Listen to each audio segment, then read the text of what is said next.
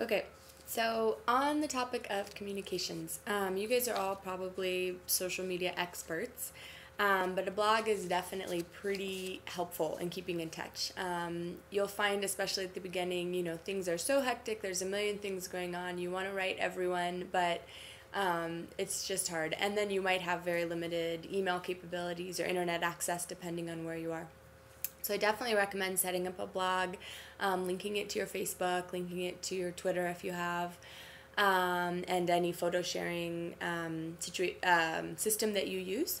And just try and commit to posting, once a week or twice a week. It will really, really help your friends and family at home to feel like they're a part of your experience. The Rotarians from the club that sponsored you and the district that sponsored you will also really enjoy it. And it's a great way to keep them in touch with what you're doing and the groups that you're meeting on the ground. So I definitely suggest that.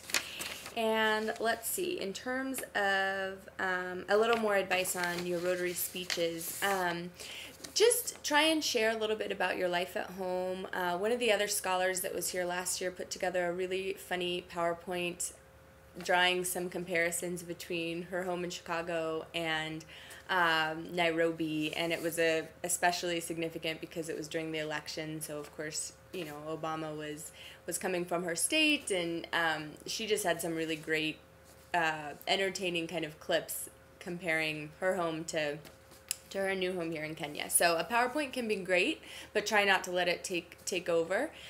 People will be much more interested if you can just talk clearly about who you are, where you come from, and why you came to wherever you came, and why you're studying whatever you studied. And make sure to include that, because you'll find that Rotary is a great network of community leaders, and there will be someone that's involved in your field at some point, and those connections are so invaluable in terms of getting the most out of your experience. And on that note, make sure you have business cards, and try and respond to any invite you have to have dinner with a family or to attend a special event. Just, put yourself out there. You will get so much more out of the experience if you're open to those invitations and you make time for them. And it can be really hard, especially when you get really involved into your school program, but I just can't encourage you enough to make time for those events that will give you better insight into local culture, how things work, and you'll likely find that meetings and community dinners and projects will really enhance your learning experience, because you'll just get that out of classroom exposure. Okay, I'm coming back with one more video.